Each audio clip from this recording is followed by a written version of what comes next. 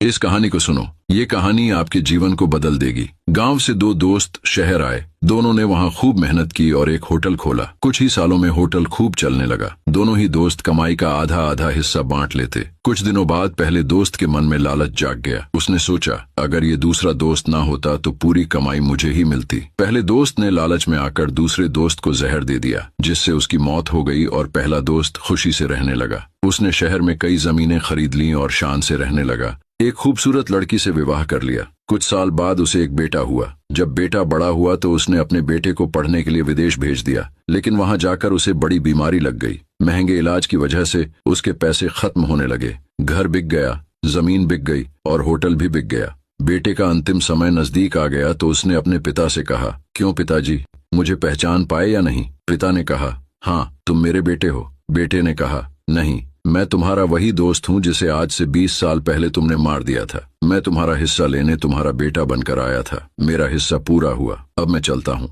कहानी की सीख, दूसरे का हक खाकर दूसरे को तकलीफ पहुंचाकर हासिल किए हुए सुख की कीमत ब्याज सहित चुकानी पड़ती है। यदि आप बिलियनेयर मेकर को फॉलो नहीं कर रहे हैं तो आप शायद हमें दोबारा